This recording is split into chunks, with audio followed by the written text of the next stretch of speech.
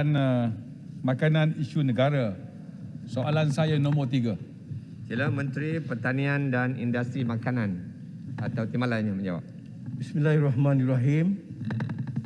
Yang berhormat Tuan Yang Dipertua, untuk makluman ahli yang berhormat, kerajaan sentiasa komited untuk terus memperkukuhkan sekuriti makanan negara supaya terus kekal terjamin dalam apa jua keadaan.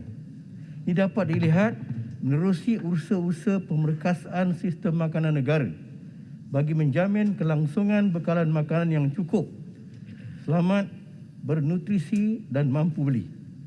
Melangkah ke hadapan, Kementerian Pertanian dan Industri Makanan telah merangka Pelan Tindakan Dasar Sekuriti Makanan Negara 2021 hingga tahun 2025 bagi meningkatkan lagi daya tahan sistem makanan agar kekal utuh dalam menghadapi sebarang tekanan. Antara strategi utama yang digariskan di bawah Pelan Tindakan DSMN adalah merangkumi pertamanya memperluaskan adaptasi teknologi dalam sistem makanan sebagai satu langkah pragmatik untuk mempertingkatkan lagi kecekapan dan produktiviti sistem ini. Berteraskan skala ekonomikal dan pertanian mampan. Keduanya, untuk memperkasakan pendidikan dan pembangunan, berteraskan sekuriti makanan ke arah meningkatkan kapasiti pengeluaran makanan dan input pertanian seperti makanan ternakan, baka dan juga benih berkualiti secara domestik. Ketiganya, memperkasa ketersediaan data sekuriti makanan bagi mengenal pasti dan memantau tahap sekuriti makanan penduduk Malaysia berdasarkan lokaliti. Keempat, menterjemahkan aspirasi dengan izin food security as a shared responsibility dengan memfokuskan usaha untuk memperluaskan kolaborasi strategik berteraskan sekuriti makanan antara kementerian, kerajaan negeri dan juga sektor swasta. Kelimanya, untuk memperkukuh tadbir urus merentas jabatan dan agensi-agensi untuk merapatkan jurang dalam sistem makanan bagi meningkatkan kecekapan pemantauan makanan negara. MAFI yakin strategi-strategi yang telah kita kenal pasti akan dapat menyumbang kepada usaha untuk memperkukuhkan sekuriti makanan negara dengan pertamanya memastikan keberadaan makanan yang selamat dengan harga yang berpatutan di pasaran. Keduanya, meningkatkan pengeluaran makanan secara domestik bagi memastikan ketersediaan makanan yang mencukupi, khususnya bagi menjamin kestabilan harga makanan. Ketiganya, meningkatkan kerjasama dan komitmen sektor swasta, badan-badan kerajaan dan NGO serta rakyat bagi mengoptimumkan lagi sumber. Seterusnya, untuk menjamin kesiapsiagaan negara dalam menghadapi krisis sekuriti makanan serta mendukung kestabilan dan ketahanan sistem makanan negara. Jadi untuk makluman yang berhormat, kerajaan juga telah menubuhkan Jawatan Kuasa Dasar Sekuriti Makanan FSCC yang dipengerusikan oleh Yang Amat Berhormat Perdana Menteri untuk meneliti isu-isu yang berkaitan sekuriti makanan secara menyeluruh.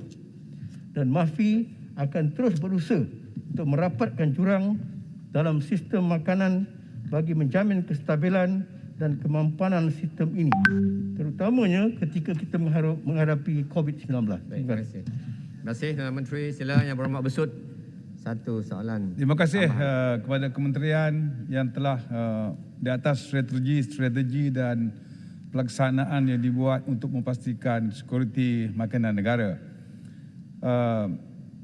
Saya nak tahu apakah tindakan-tindakan yang telah diambil, yang telah digunakan oleh kementerian menggunakan manfaat teknologi IR 4.0 dan juga pertanian pintar dalam memastikan keselamatan makanan negara. Sila Timbalan Menteri, 1 minit. Terima kasih Tuan Yang Pertua, terima kasih Ahli Yang Berhormat bertanya. Ada satu pertanyaan yang cukup berpatutan sekali. Terutamanya agenda transformasi dan permodernan sektor makanan ataupun pertanian negara khususnya bagi menjamin bekalan makanan adalah agenda utama kita.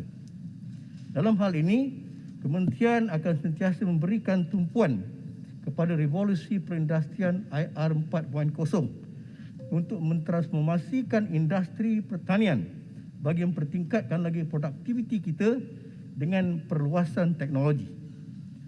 Strategi-strategi yang digariskan dalam agenda transformasi ini bukan sahaja dapat meningkatkan kecekapan sistem makanan, tetapi juga untuk menyumbang kepada mengurangkan lagi kebergantungan sektor agro makanan terhadap guna tenaga asing serta petani yang berumur ataupun aging farmers. Antara strategi yang telah diambil adalah untuk mewujudkan sokongan kepada aktiviti-aktiviti pendidikan. Di samping itu, pihak MAFI juga melaksanakan strategi melalui pemindahan teknologi kepada kumpulan sasar oleh agensi-agensi kita. Dan dalam masa yang sama, MAFI turut memperkenalkan kaedah perlesenan dan peningkatan skala menggunakan pendekatan teknofund, inkubator dan juga test bed. Konsultasi teknologi juga disediakan bagi teknologi yang dilindungi di bawah perlindungan harta intelek. Strategi-strategi ini akan diterjemahkan melalui pelaksanaan dasar agro makanan negara dan juga plan tindakan dasar sekuriti makanan negara. Ini dapat kita sama-sama lihat menerusi program modernisasi rantaian nilai agro makanan negara sebanyak 60 juta dan juga program modernisasi vessel serta mekanisasi tangkapan sebanyak 150 juta yang menawarkan dana pembiayaan untuk perolehan vessel moden dan juga peralatan yang berasaskan daripada IR 4.0. Jadi peruntukan kita sebanyak 210 juta ini telah pun kita salurkan kepada Agrobank. Terima kasih Tuan Ketua. Terima kasih Tuan Menteri. Pemimpin. Padang Serai. Saya Padang Serai. jemput yang berhormat Kulim Bandar Baru. Satu soalan. Terima kasih Datuk Yang Pertua. Terima kasih. Yang berhormat Menteri, saya dengar jawapan tadi. Kemusykilan saya begini ya. Dari sudut penjelasan tentang dasar, saya sedikit pun tak ada keraguan. Isunya adalah pelaksanaan dan akhirnya hasil. Baik, kenapa saya kata begitu? Saya meninjau dapatan kajian daripada pakar-pakar pertanian dari universiti tempatan tentang isu keselamatan makanan. A reputable reference, rujukan yang dianggap kredibel. Kata mereka, isu keselamatan makanan di negara kita ini terus menjadi satu masalah besar disebabkan 4 perkara. Pertama, tidak ada dasar yang konkret dan komprehensif sejak awal merdeka. Tak ada. Yang kedua, dasar pembangunan dibuat tetapi sering mengabaikan sektor pertanian. Yang ketiga, pelaksanaan dasar yang sentiasa berubah-ubah dan tidak strategik. Akibatnya, merosotnya pertumbuhan sektor makanan dalam negara dan meningkatnya kebergantungan kita kepada makanan daripada import. Ini dapatan kajian. Soalannya, Pak Kulim. Soalannya, semalam saya dengar jawapan Menteri Pertanian terhadap soalan dari Jempol ke apa. Strategi pertanian untuk rancangan Malaysia ke-12 ni ada 4. Pertama, padi. Kedua, tanaman, sayuran dan buahan. Yang ketiga, ternakan. Yang keempat, perikanan. Dalam RMK 12, 5 tahun yang akan datang ini, fokus adalah 4 tadi.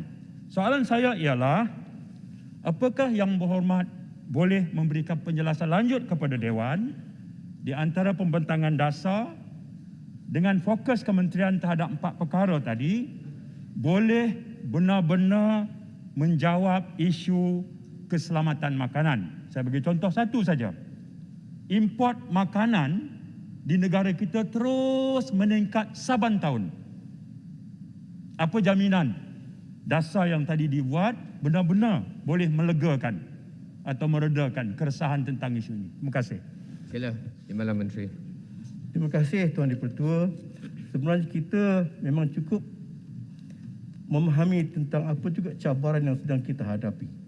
Bahkan semasa kita menghadapi COVID-19, kita telah membuktikan bahawa bukan sahaja MAFI telah berjaya membekalkan makanan yang mencukupi dan tiada apa boleh menghadapi masalah.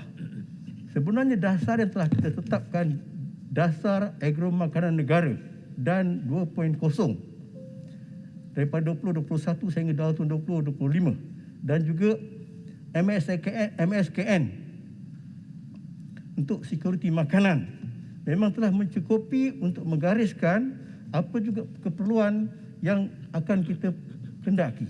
Pada ketika ini kita mempunyai satu pasukan yang sentiasa memantau SEATRAC secara harian tentang apa juga keperluan dan juga kekurangan yang kita hadapi. Jadi kekurangan yang kita hadapi pada ketika ini adalah berbagai-bagai. Selain daripada kita bergantung pada banyak barang-barang import dan juga penggunaan yang sentiasa meningkat kerana populasi kita semakin juga meningkat. Jadi justru itu kita telah menyusun beberapa strategi dan kita berharap dasar ekonomi negara dan 2.0 dan juga MSKN sekuriti makanan ini telah mencukupi untuk kita menggariskan apakah strategi-strategi dan tindakan yang sepatutnya kita buat. Dan untuk maklumat Tuan Dipertua, pada ketika ini saya bagikan misalan tentang dasar kita bertambah dengan beras. Walaupun dasar kita adalah 70-30 yang menjadi makanan ruji negara. Mana 70 kita hasilkan, 30 kita import daripada luar negara. Bagaimanapun, walaupun kita berselesa dengan dasar ini, tetapi MAFI telah mengambil satu pendekatan untuk mengkaji kemungkinan untuk kita mempertingkatkan lagi pengeluaran kita untuk 5 tahun akan datang. Kita hasilkan sebanyak 75%, bukan lagi 70% yang menjadi dasar kita selama ini. Dengan mengambil beberapa pendekatan yang kita yakin kita berkeupayaan untuk mencapainya. Terima kasih Tuan Dipertua. Terima kasih. Pulau Selangor, tambahan satu soalan mudah saja. Saya dah bagi Untuk masa Speaker, agak panjang dia menjawabnya. Saya ingin teruskan soalan mudah dengan saja dari Kuala menyebut Selangor. Puan Tanah Nur rentis Azrina.